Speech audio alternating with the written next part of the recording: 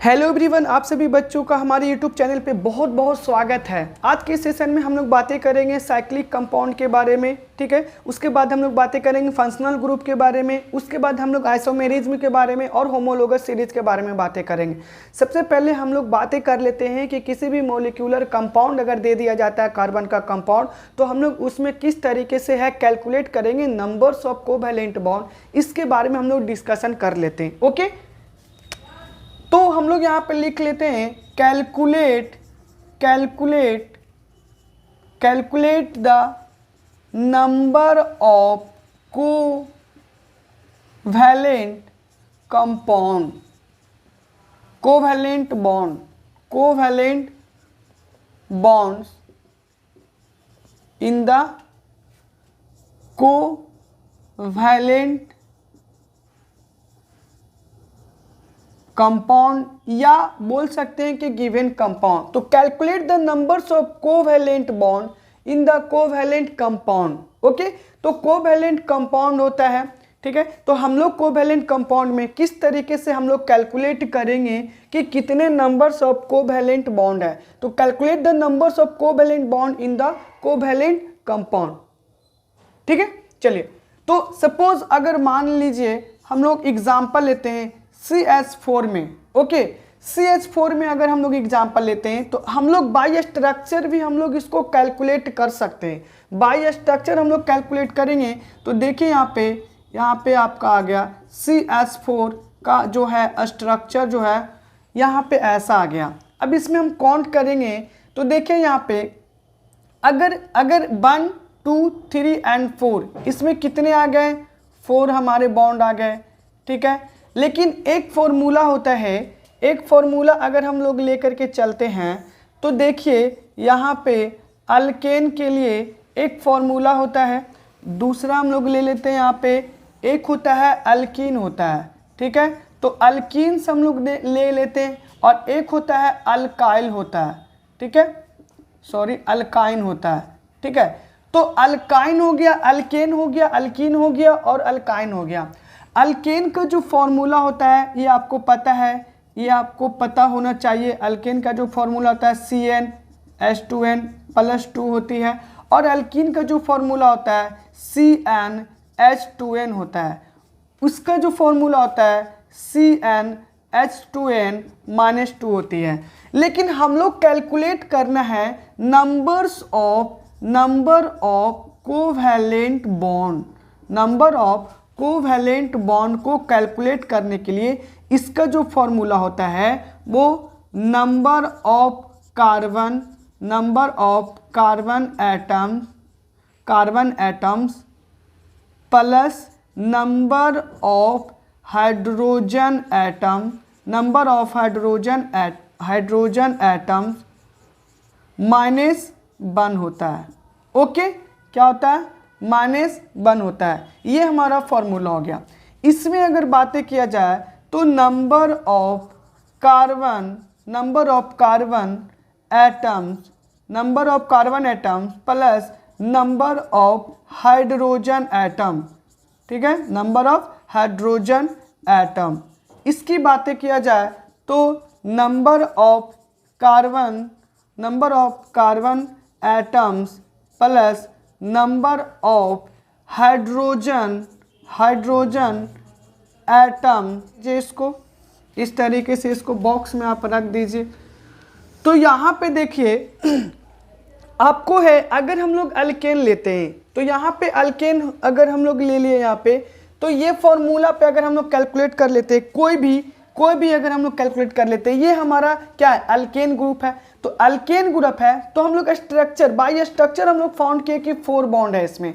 तो अगर हम इसको ले लेते हैं, इस फॉर्मूले पे अगर हम बेस्ट करते हैं इसको, तो देखिए नंबर ऑफ कार्बन एटम कितने हैं, 1 है। तो यहाँ पे 1 हम लोगों ने लिख दिया। नंबर ऑफ हाइड्रोजन एटम कितने हैं, इसमें 4 है, ये हम लोगों ने लिख दिया। और फिर इसमें क्या बोल रहा, -1 बोला जा रहा, तो -1 हम लोग कर दिए। तो ओवरऑल ये हमारा कितना आ गया, 5 और -1 इक्वल टू कितने आ गए, 4। तो हमारे जो CH4 में हमारा कितने आ गए, कोवैलेंट बॉन्ड कितने आ गए, 4 आ गए। इसमें हमारा कोवेलेंट बॉन्ड कितना आ गया, 4 आ गया। कोवेलेंट बॉन्ड हमारे कितने आ गए, 4 आ गए। चलिए अब हम लोग इसमें देख लेते हैं, कार्बन एटम्स हम लोग ले लेते हैं, तो number of carbon atoms plus number of hydrogen atom ले लेते हैं यहाँ पे। तो अगर हम कोई भी कंपाउंड लेते हैं, CnH2n अगर ले लेते हैं, तो CnH2n के अकॉर्डिंग 2 हो गया, और हम लोग क्या लेंगे, 4 होंगे, यानी C2H4 लेंगे। तो C2H4 लेंगे तो इसको हम लोग स्ट्रक्चर अगर बनाएंगे तो C यहाँ पे स्ट्रक्चर ये हो जाएगा, और यहाँ पे 4, ये हाइड्रोजन हम लोग इधर पुट कर देंगे, यहाँ पे हम लोग हाइड्रोजन पुट कर देंगे। तो देखिए सारे अपना ऑक्टेट को पूरा कर लिया। तो हम लोग काउंट करेंगे यहाँ पे कितने हो गए, 1 2 3 4 5 6 आ गए। बट फॉर्मूला के अकॉर्डिंग हम लोग ले लेते हैं, तो देखिए यहाँ पे नंबर ऑफ कार्बन एटम कितने हैं, नंबर ऑफ कार्बन एटम है कितने, 1 और 2, यहाँ पे 2 हम लोग लिखे। उसके बाद हाइड्रोजन कितने हैं, 1 2 है ना, 3 और 4, यहाँ पे कितने 4 हो गए, तो यहाँ पे हमारे कितने हो गए, 6 हो गए। यानी नंबर ऑफ कोवेलेंट बॉन्ड जो है वो आपका क्या हो गया, इथीन में कितने हो गए, 6 हो गए। आप बाय स्ट्रक्चर भी फाइंड कर सकते हो, यहाँ पे 2 1 2 3 4 5 6 आ गया, ठीक है। तो इसके अकॉर्डिंग भी हम लोग फाइंड कर सकते हैं कि नंबर्स ऑफ जो कोवेलेंट बॉन्ड है वो किसी भी कार्बन कंपाउंड में हम लोग फाइंड कर सकते हैं by using this formula. Okay हम लोग है बात कर लेते हैं इस पे। तो नंबर ऑफ कार्बन एटम इसमें हम लोग फाइंड कर लिए। अब हम लोग यहाँ पे देख लेते हैं, यहाँ पे माइनस छूट गया था, तो number of carbon atom plus number of hydrogen atom की अगर बात कर लेते हैं। अब यहाँ पे हम लोग ले लेते हैं, सपोज मान लीजिए 2 हम लोग ले लिए, और यहाँ पे अगर हम लोग कितने ले जाएंगे, 2 2 जब 4 4 में 2 जाएगा तो 2 आ जाएंगे, तो C2H2 है ना, यानी इथाइन, ठीक है।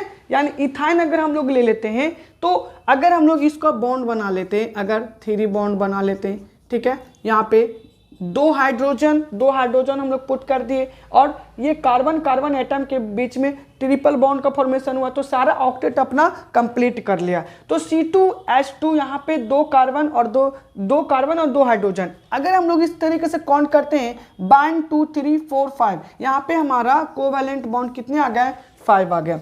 तो यहाँ पे 5 आ गए। अब इसके अकॉर्डिंग हम लोग फॉर्मूला के अकॉर्डिंग ले लेते हैं, numbers of carbon atom plus number of hydrogen atom. तो number of carbon atom plus number of hydrogen atom के अकॉर्डिंग अगर ले लेते हैं, तो देखिए यहाँ पे कार्बन कितने हैं, 1 और 2, तो 1 और 2 ले लेते हैं, तो यहाँ पे 2 हो गया, कितने कार्बन एटम जो है वो 2 हो गए। उसके बाद हाइड्रोजन की अगर बात बोला जाए, तो हाइड्रोजन में भी हम लोग कितने ले लेंगे, 2 ले लेंगे।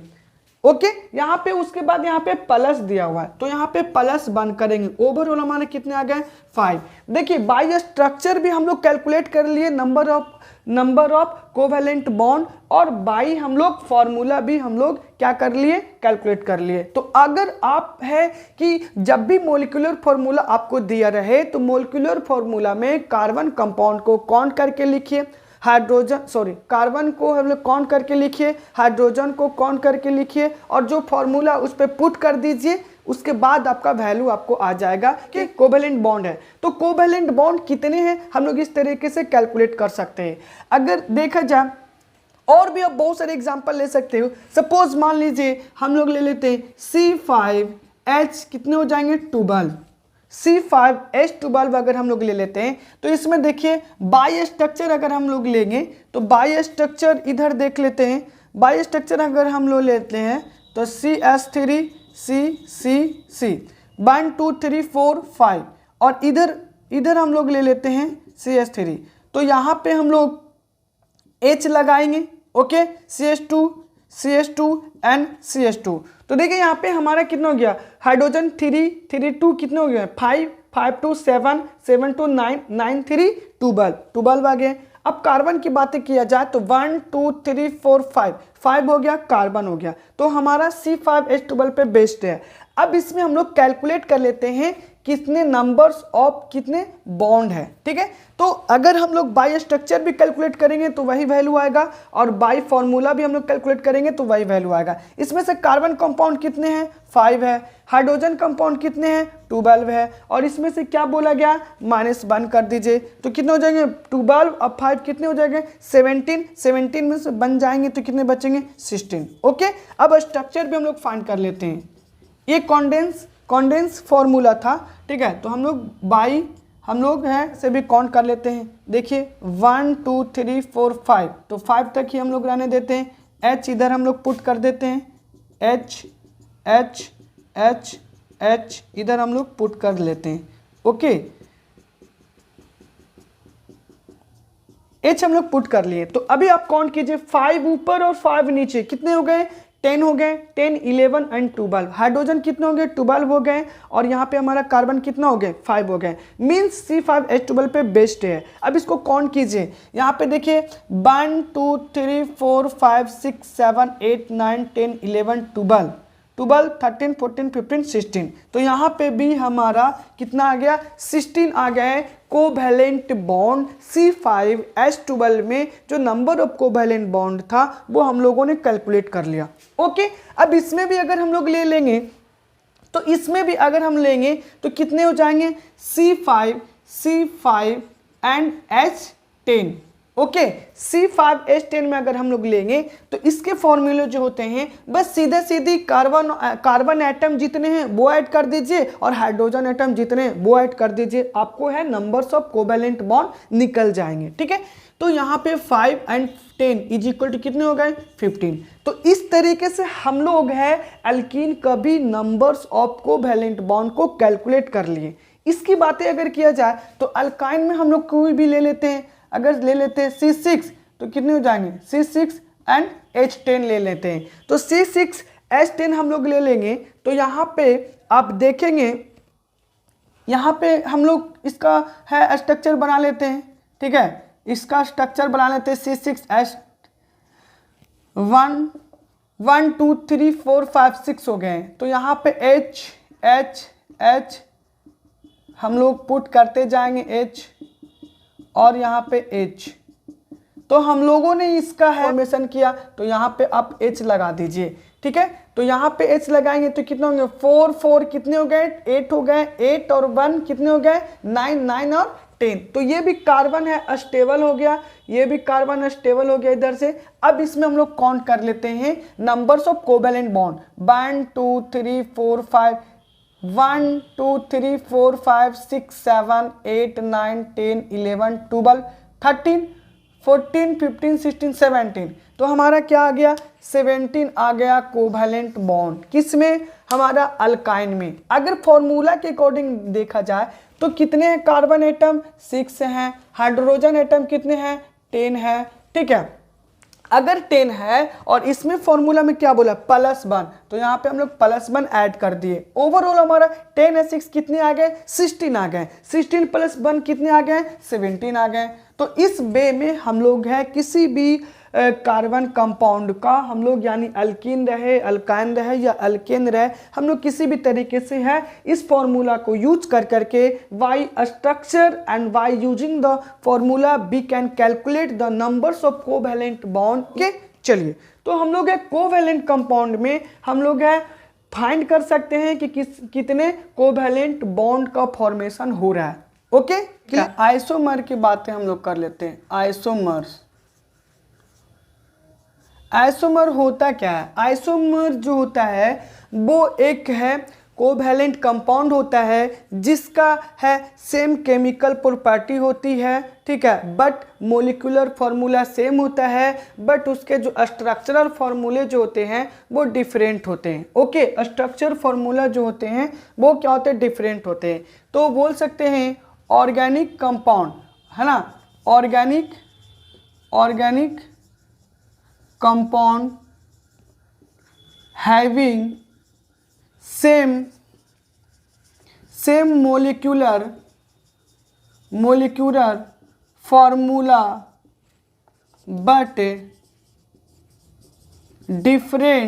but different structural formula। Okay, means हम लोग बोल सकते हैं organic compound having same molecular formula but different structural formula. मतलब है कि एक ऑर्गेनिक कंपाउंड होता है जिसका सेम मोलिकुलर फॉर्मूला होते हैं और उसके डिफरेंट स्ट्रक्चर पॉसिबल होते हैं। That is called the isomer. Okay, and this phenomena is called the isomerism. Okay, चलिए, तो हम लोग यहाँ पे ये देखते हैं कि आइसोमर जो होता है वो, जैसे आइसोमर जो होता है वो सेम मॉलिक्यूलर फॉर्मूला होती है बट उसके अलग अलग स्ट्रक्चर होते हैं, ठीक है। तो आपसे क्वेश्चन पूछा जाएगा, आपको कोई भी कोवैलेंट कंपाउंड आपको दे दिया जाएगा और आपसे ये पूछा जाएगा कि इसमें कितने आइसोमर पॉसिबल है, find the number of isomer in the given compound. Okay, तो यहाँ पे हम लोग देखिए, हालांकि देखा जाए तो एक नोट यहाँ पे लिख लेंगे, नोट में आप लिख लेंगे कि isomer is possible having 4 carbon atoms और more than 4 carbon atom. Isomer तभी पॉसिबल है जब या तो नंबर ऑफ कार्बन एटम 4 होना चाहिए या तो नंबर ऑफ कार्बन एटम 4 से ज़्यादा होना चाहिए, तभी आइसोमर पॉसिबल है। बिना 4 एटम के है पॉसिबल है ही नहीं है। क्योंकि देखिए आपको प्रूव करके दिखाते हैं। सपोज यहाँ पे हम लोग 3 कार्बन एटम लिए, तो 3 कार्बन एटम लिए तो इस तरीके से हम लोग इसको अरेंज करेंगे, सारे हाइड्रोजन को अरेंज करेंगे, ठीक है, अरेंज करेंगे। अब आप ये बताइए, जब 3 कार्बन एटम लिए हैं तो आप इसको और किस तरीके से, और भी किस तरीके से है स्ट्रक्चर बना सकते हैं? पॉसिबल ही नहीं है। तो 3 कार्बन एटम में आइसोमर पॉसिबल नहीं होती है। आप चाहे कार्बन को इधर भी रखेंगे तो भी वही स्ट्रेट चेन का फॉर्मेशन होगा, आप ये कार्बन को उधर ले जाएंगे तो भी स्ट्रेट चेन का फॉर्मेशन होगा। मतलब ये देखिए कि पहले वाले जो स्ट्रक्चर है उससे जो दूसरा आप बनाएंगे उसमें कोई भी डिफरेंट नहीं आएगा। तो आइसोमर पॉसिबल तभी है जब या तो 4 कार्बन एटम होगा या तो मोर देन 4 कार्बन एटम होगा। ओके, तो यहाँ पे अभी हम लोग देख लेते हैं। देखा, लोगों ने आइसोमर के बारे में ये देख लिया। 3 में पॉसिबल नहीं होता है, बट अगर हम लोग 4 ले लेते हैं तो C4 और H हम लोग कितने ले लेंगे? 10 ले लेंगे। तो C4H10 अगर हम लोग ले लेंगे तो ये हमारा स्ट्रक्चर अगर हम लोग ड्रॉ करेंगे तो H H H H, तो यहाँ पे हम लोग पुट करेंगे, ये हम लोगों ने पुट कर दिया। ऊपर 4 हाइड्रोजन, नीचे 4 हाइड्रोजन, 4 4 8 8 9 10, यानी कि हमारा हाइड्रोजन 10 हो गया और कार्बन हमारा कितना हो गया? 4 हो गया। क्या हम इसको इस तरीके से नहीं लिख सकते हैं? इस तरीके से हम लोग लिख सकते हैं, इसको हम लोग इस तरीके से लिख सकते हैं। अभी यहाँ पे हम लोग क्या हाइड्रोजन भी डाल सकते हैं, इधर हाइड्रोजन हाइड्रोजन हाइड्रोजन, यहाँ पे भी हम लोग पुट कर दिए। ओके, तो यहाँ पे हम लोग पुट करेंगे हाइड्रोजन। तो देखिए क्या स्ट्रक्चर आपको डिफरेंट नहीं दिखाई दे रहा है? क्या आपको स्ट्रक्चर डिफरेंट दिखाई दे रहा है? तो देखिए यहाँ पे हमारा कितना हो गया, हाइड्रोजन कितने हो गए? इधर 3 और इधर कितना हो गया? 3 3 3 कितने हो गए? 6 6 एंड 6 और 3 9 और 9 अपन 10 हो गए। तो हमारा जो स्ट्रक्चर है इस तरीके से ड्रॉ हो गया। अब इसको और पॉसिबल हम लोग किस तरीके से कर सकते हैं? आप क्या ये आपको यहाँ पे रखेंगे तो भी आपका ये एक चेन का ही फॉर्मेशन होगा। तो ये जो बना है वो आपका ब्रांच चेन बना है। तो ब्रांच चेन बना है तो इसमें हम लोग इस तरीके से स्ट्रक्चर को ड्रॉ कर सकते हैं। तो जो आइसोमर जो हो गया इसका आपका क्या हो गया? आइसोमर जो हो गया वो अभी देखिए आइसोमर जो हुआ वो हमारा 2 हो गया।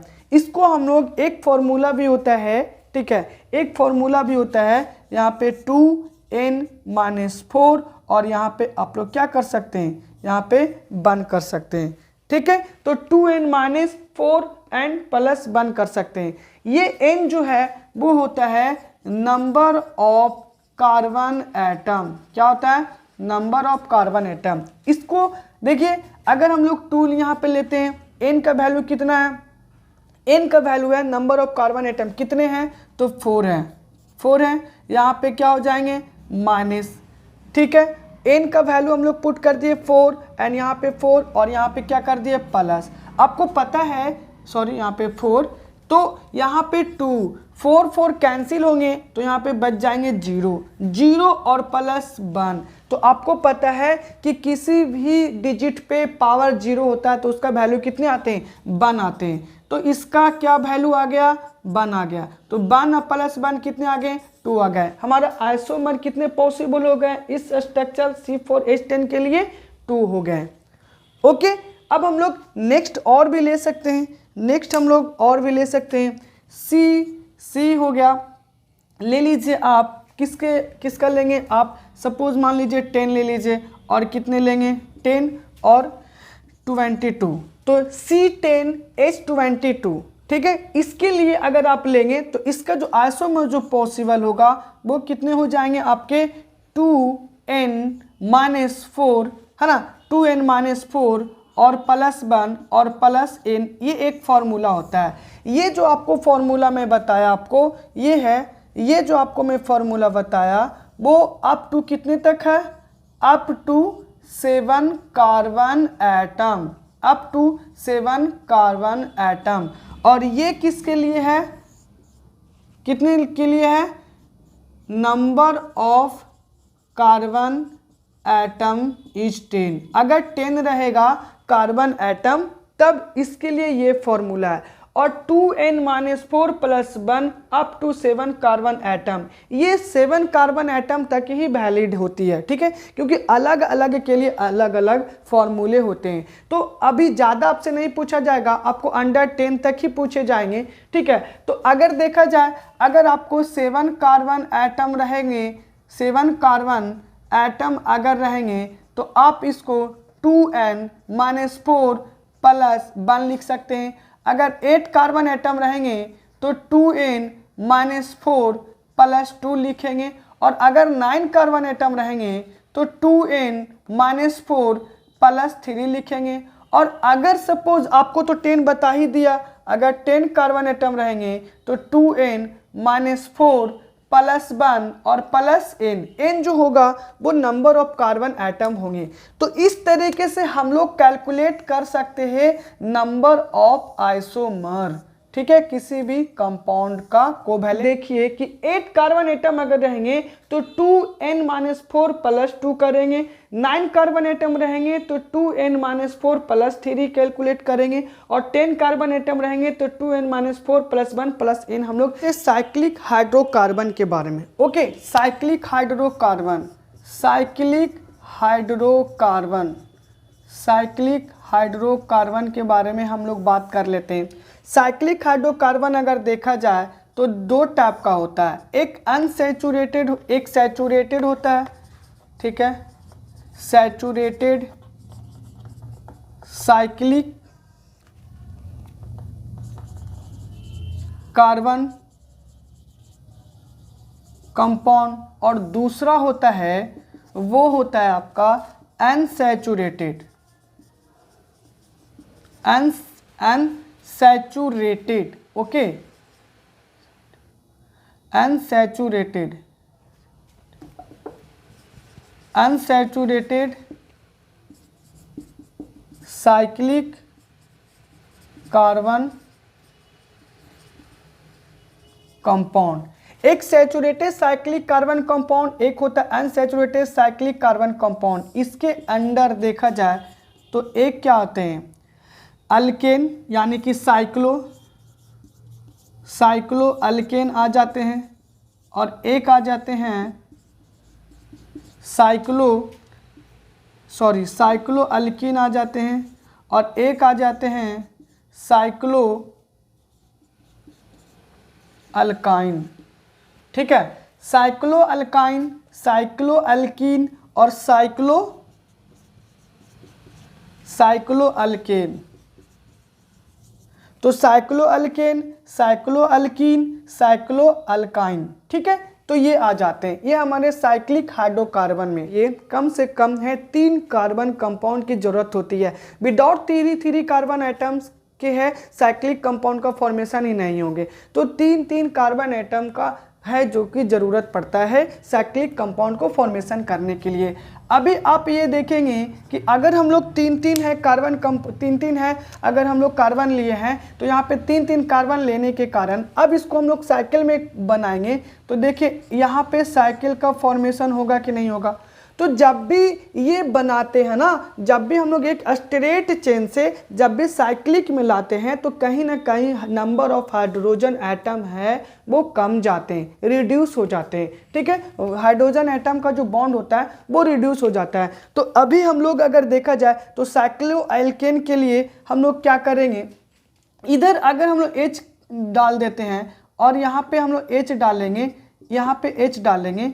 ठीक है, तो यहाँ पे देखिए H डाल दिए तो हमारा यहाँ पे क्या आ गया, C कितने हो जाएंगे, C3, यानी कि C3 और H8 आ गए, 3 3 6 एंड 7 एंड 8, यानी हाइड्रोजन एटम 8 आ गए और कार्बन एटम 3 आ गए। तो इस तरीके से क्या हो गया, अल्केन, ये हमारा अल्केन ग्रुप है। बट हमको साइकिल का फॉर्मेशन करना है, तो साइकिल का फॉर्मेशन करेंगे तो यहाँ पे हम लोग, हमारा 3 कार्बन एटम भी हो गया और कितने हो गए, 2 2 4 और 2 6।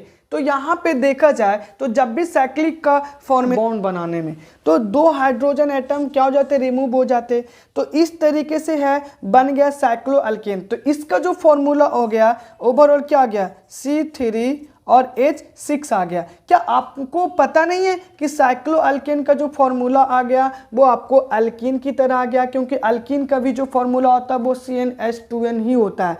तो उसके अकॉर्डिंग तो हमारा ये आ गया। तो देखा जाए तो साइक्लोअल्केन का जो फॉर्मूला ओवरऑल आता है CnH2n आता है। ठीक है, तो ये साइक्लोअल्केन का फॉर्मूला हो गया, CnH2n आ गया।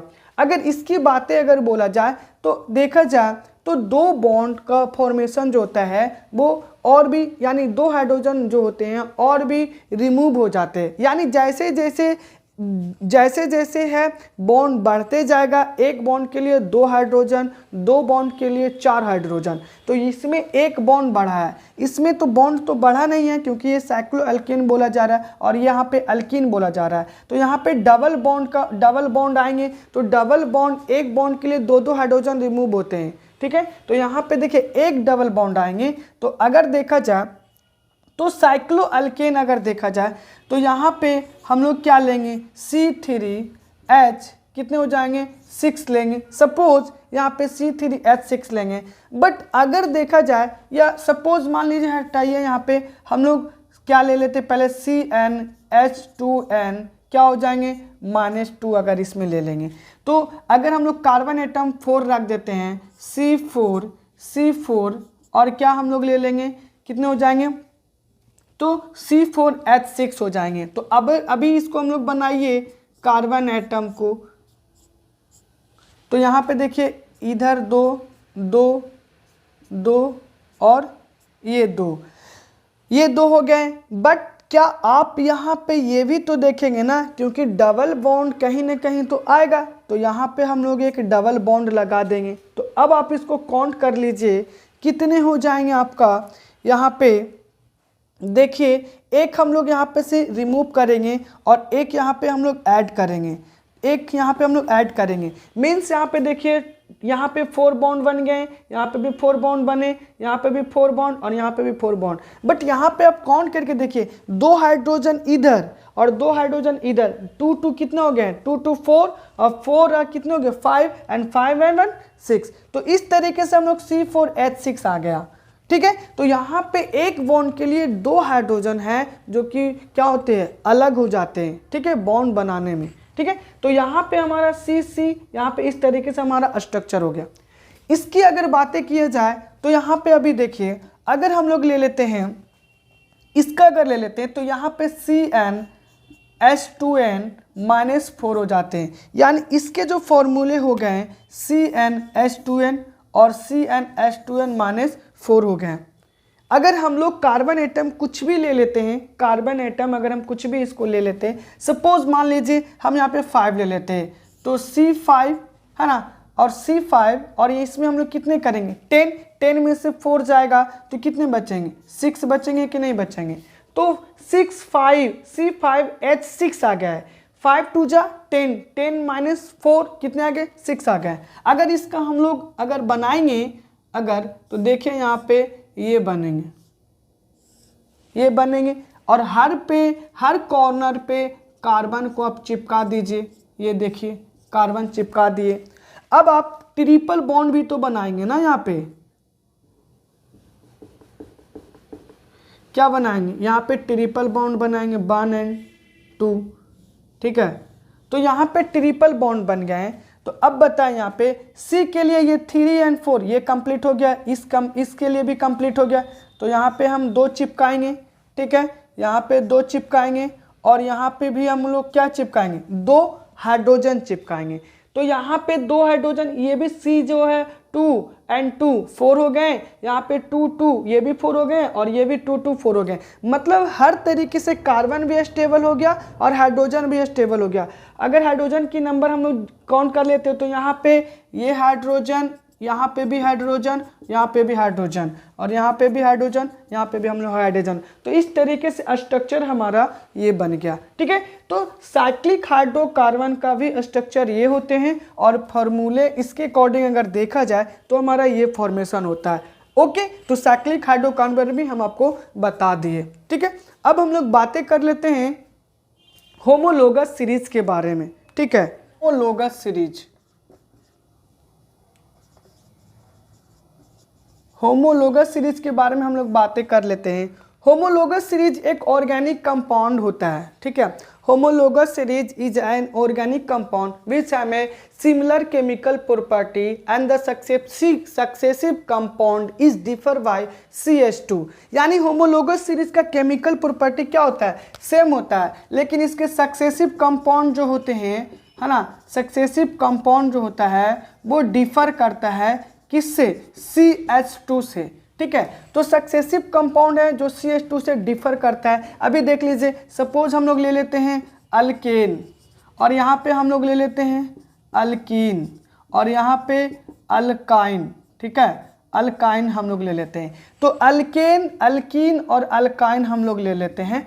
तो देखिए यहाँ पे सक्सेसिव कंपाउंड जो होता है वो डिफर करता है CH2 से। केमिकल प्रॉपर्टी जो होता है वो सेम होता है, क्योंकि सेम फंक्शनल ग्रुप से अगर वो बिलोंग्स करेगा तो उसका केमिकल प्रॉपर्टी भी क्या होगा, सेम होगा। लेकिन देखा जाए तो फंक्शनल ग्रुप क्या होते हैं, सेम होते हैं। तो फंक्शनल ग्रुप अगर सेम रहेंगे तो उसके केमिकल प्रॉपर्टी भी सेम होगी और उसका जो सक्सेसिव कंपाउंड होगा वो 14U से इंक्रीज करेगा और उसके सक्सेसिव कंपाउंड जो होंगे वो CH2 से डिफर करेगा। अभी देखिए डिफर कैसे करता है।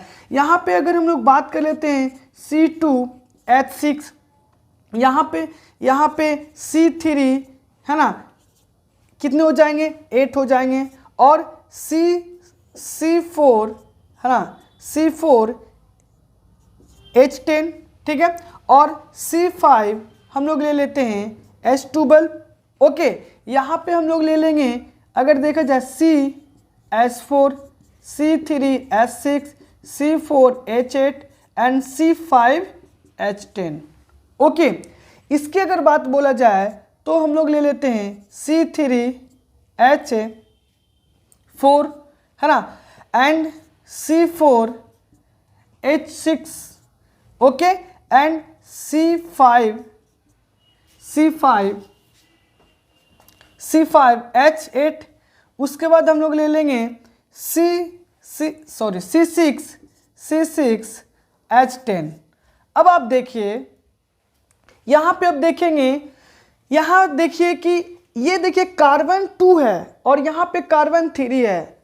क्या कार्बन जो है डिफर किया कि नहीं, ये सक्सेसिव कंपाउंड है और ये प्रीडिक्सेसिव कंपाउंड है। तो पिछले कंपाउंड से सक्सेसिव कंपाउंड डिफर कर रहा है कि नहीं, कितने से, C से। अब ये देखिए CH6 है और ये H8 है, इन दोनों का डिफरेंस कितने हो गए, 2 हो गए। तो कितने, कौन है, हाइड्रोजन, कितने से डिफर 2 किए। अब इससे हम लोग डिफर करेंगे तो ये देखिए C3H8 है, तो इसमें अगर देखा जाए तो कार्बन कंपाउंड कितने, H डिफर कर रहे हैं और H कितने डिफर कर रहे हैं, 2 डिफर कर रहे हैं। यहाँ पे भी देखिए C और यहाँ पे भी देखिए 12, मीन्स इसमें अल्केन में भी हम लोग देख लिया, क्या देख लिया कि CH2 से डिफर कर रहा है। मोलिक्यूलर वेट से भी आप है इसको, मोलिक्यूलर वेट से भी आप इसको फाइंड कर सकते हो, 14U से हर डिफर करेगा। अभी इसको अगर देखा जाए तो इसमें भी देखिए 2 है और यहाँ पे 2 है और यहाँ पे 3 है। तो देखिए एक कार्बन का डिफरेंस, यहाँ पे हाइड्रोजन 4 है, यहाँ पे हाइड्रोजन 6 है, यानी कि कितने हाइड्रोजन का डिफरेंस, 2 का। यहाँ पे देखिए कितने कार्बन, एक कार्बन का डिफरेंस, ठीक है, और H है, यहाँ पे H8 है, तो यहाँ पे भी कितने हाइड्रोजन का डिफर किया, 2 हाइड्रोजन का। यहाँ पे एक कार्बन और यहाँ पे 2 हाइड्रोजन। इसमें भी आप देखेंगे तो C आपका हो गया, यानी एक कार्बन और यहाँ पे भी 2 और यहाँ पे भी CH2 से और यहाँ पे भी होमोलोगस सीरीज। ओके, तो हम लोग ये बोल सकते हैं कि होमोलोगस सीरीज जो होता है एक ऑर्गेनिक कंपाउंड होता है जिसका सेम केमिकल प्रॉपर्टी होती है, बट सक्सेसिव कंपाउंड जो होता है वो डिफर करता है CH2 से एंड 14U से एटॉमिक मास से। ओके, चलिए यहां तक तो क्लियर हो चुका है, ठीक है। अल्काइल ग्रुप, अल्काइल ग्रुप, ठीक है। अल्काइल ग्रुप होता क्या है? अल्काइल ग्रुप जो होता है जब हम लोग एक हाइड्रोजन एटम अल्केन के ग्रुप से जब रिमूव करते हैं तो वो जो कंपाउंड का जो फॉर्मेशन होता है वो क्या होता है, आपका अल्काइल ग्रुप कहलाता है। यानी कि बोल सकते हैं removal of one hydrogen atom from alkane that is called alkyl group, ठीक है। तो removal of one hydrogen atom from alkane that is called alkyl group. जब हम लोग अल्केन से एक हाइड्रोजन को रिमूव करते हैं तो हम लोग उसको क्या बोलते हैं, अल्काइल ग्रुप बोलते हैं। आपको पता है कि अल्केन है ना, अल्केन का जो फॉर्मूला होता है वो CnH2n+2 होता है। तो देखिए अल्केन का जो फॉर्मूला होता है CnH2n+2 होती है। अगर हम लोग इससे वन हाइड्रोजन एटम को अगर हम लोग रिमूव कर देते हैं तो हमारा जो फॉर्मूला आएगा CnH2n+1 आएंगे, ठीक है। तो ये हमारा क्या कहलाता है, अल्काइल ग्रुप कहलाता है, ठीक है। ओके, तो जब हम लोग अल्केन से जब एक हाइड्रोजन एटम को रिमूव करते हैं तो उस केस में हम लोग जो कंपाउंड का जो फॉर्मेशन ऑब्टेन करते हैं उसको हम लोग अल्काइल ग्रुप बोलते हैं। अल्काइल ग्रुप को हम लोग डिनोट करते हैं, है ना, it is denoted by R। Okay, R से हम लोग डिनोट करते हैं अल्काइल ग्रुप को।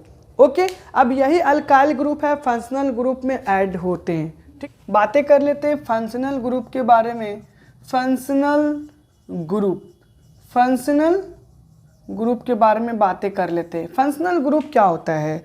आपको पता है सैचुरेटेड कंपाउंड जो होता है, सैचुरेटेड कार्बन कंपाउंड जो होती है वो अनरिएक्टिव के सिचुएशन में होता है। बट अनरिएक्टिव के सिचुएशन में जब होता है तो जब हम लोग एक है एटम्स या ग्रुप ऑफ एटम को जब हम लोग अल्काइल ग्रुप में या सैचुरेटेड कार्बन कंपाउंड में जब हम लोग ऐड करते हैं तो वो होता है रिएक्टिव हो जाता है, ठीक है। और जब हम लोग कंपाउंड ऑब्टेन करते हैं उस कंपाउंड को हम लोग क्या बोलते हैं, फंक्शनल ग्रुप बोलते हैं। ओके, तो यहाँ पे अभी देखिए अल्काइल ग्रुप को हम आपको बताए थे कि R से हम लोग डिनोट करते हैं। तो यहाँ पे saturated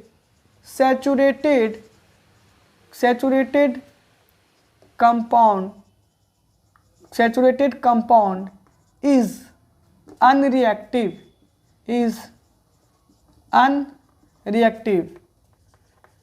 when we add atoms or groups of atoms, it provide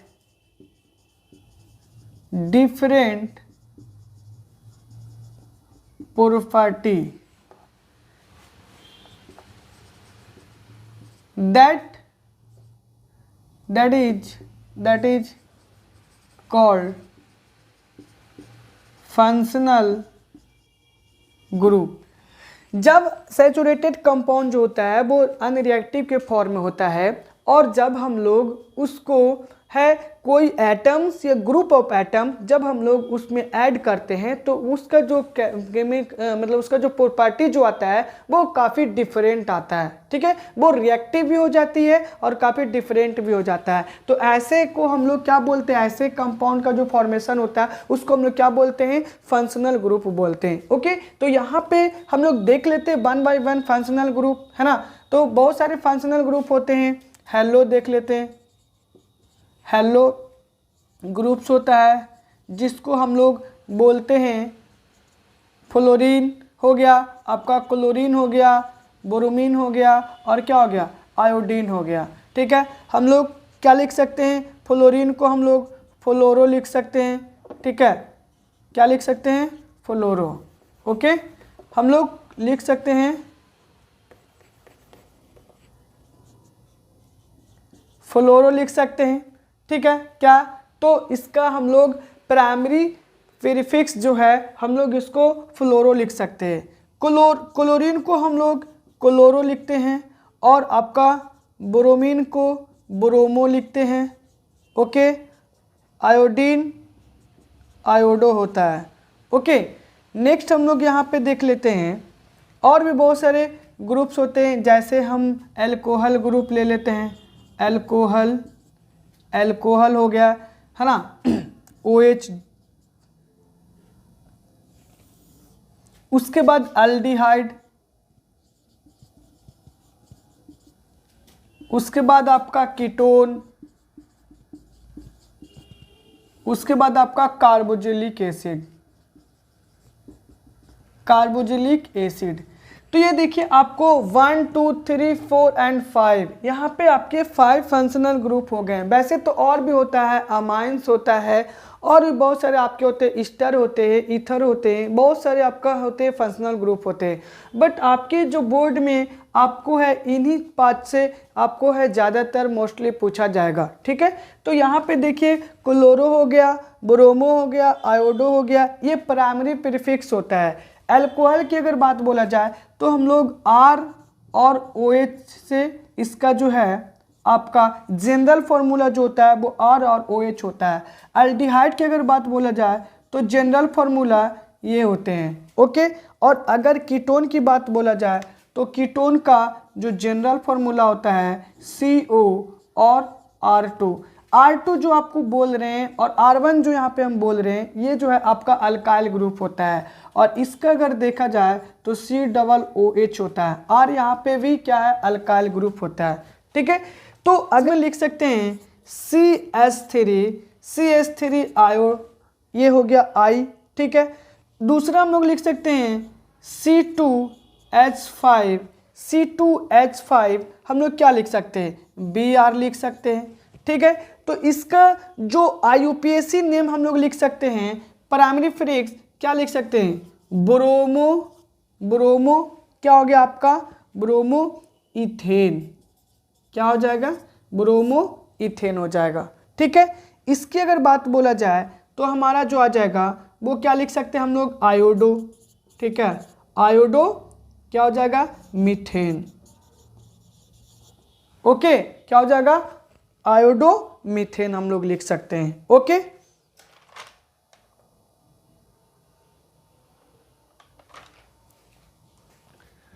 चलिए हम लोग अल्कोहल की अगर बात कर लेते हैं तो अल्कोहल जो होता है हम लोग लिख सकते हैं C2H5OH हम लोग इस तरीके से लिख सकते हैं, क्योंकि ये जो हमारा अल्काइल ग्रुप होता है और ये हमारा फंक्शनल ग्रुप होता है। तो इसको हम लोग सफिक्स अगर बात बोला जाए तो सेकेंडरी सफिक्स जो होता है वो हम लोग इसमें क्या लिख सकते हैं, OL लिख सकते हैं।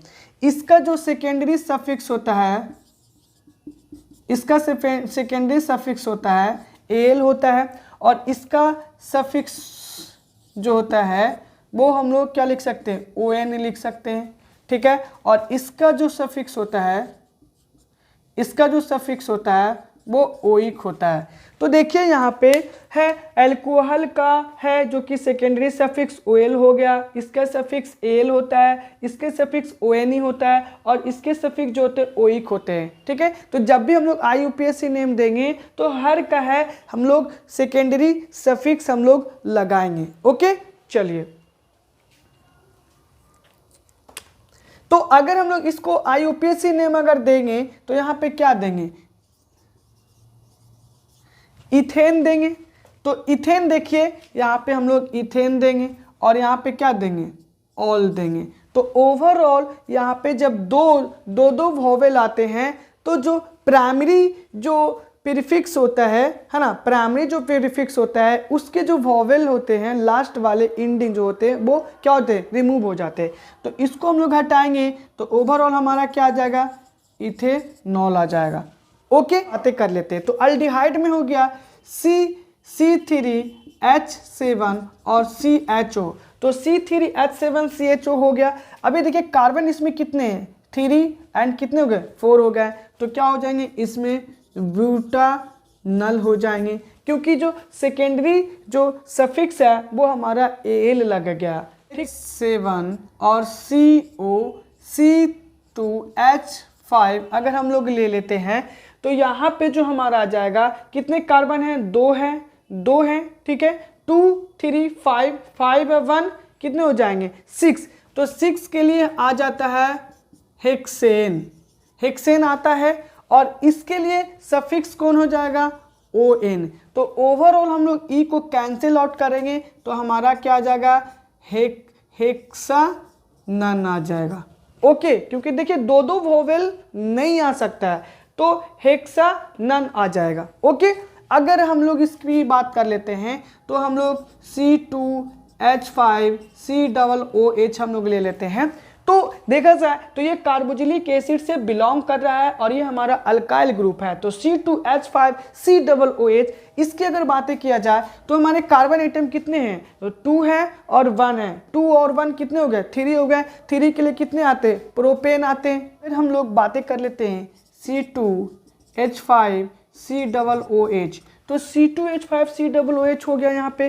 तो C2H5 COOH हो गया यहाँ पे। तो कार्बन के कितने हो गए, 2 एटम्स है यहाँ पे, कार्बन के 2 एटम्स यहाँ पे और कार्बन 1 एटम यहाँ पे। तो कार्बन कितने हो गए, 3 हो गए। तो 3 के लिए क्या आते हैं, प्रोपेन, है ना। तो प्रोपेन और है कार्बोक्सिलिक एसिड है तो इसके लिए सफिक्स क्या आता, ओइक आता है। ठीक है, ओइक आता है। अब ये हम आपको बताया कि दो वोवेल जो होता है वो एक साथ नहीं आते हैं तो ये ई कैंसिल हो जाएगा। तो ओवरऑल हमारा जो बनेगा वो प्रोपेनोइक एसिड बनेगा या प्रोपेनोइक हम लोग इसको बोल सकते हैं। तो इस तरीके से आप 1 बाय 1 हर एक का एग्जाम्पल ले सकते हो और उसका सफिक्स एल लगाएंगे, यहाँ पे हम लोग OL लगाएंगे, ONE लगाएंगे। ठीक है, इसका जनरल फॉर्मूला ये सभी होते हैं। ठीक है, तो सफिक्स हमारा ओइक हो गया, कार्बोक्सिलिक एसिड का ओइक हो गया, जनरल फॉर्मूला RCOOH हो गया, सफिक्स हो गया ONE हो गया। ठीक है, और हमारे केटोन का जो जनरल फॉर्मूला R1CO है ना और R2 हो गया। अल्डिहाइड की बात बोला जाए तो RCHO सफिक्स एल हो गया। ठीक है, और अल्कोहल की बात बोला जाए तो हम लोग अल्कोहल को OH बोल सकते हैं और इसका जनरल फॉर्मूला R और OH हो गया और इसके जो सेकेंडरी सफिक्स जो होते हैं वो OL होते हैं। तो आप है फंक्शनल ग्रुप में एक चीज़ याद रख करके जाएंगे कि जनरल फार्मूला आपको पता होना चाहिए और साथ ही साथ आपको ये भी पता होना चाहिए कि उसके जो सफिक्स क्या क्या है। अगर आप जनरल फार्मूला आपको माइंड में होगा और अगर आपको ये भी होगा कि उसके जो सफिक्स क्या क्या है तो आप इजली वे में है आप बना सकते हो nomenclature. Thanks, bye bye, take care, good bye.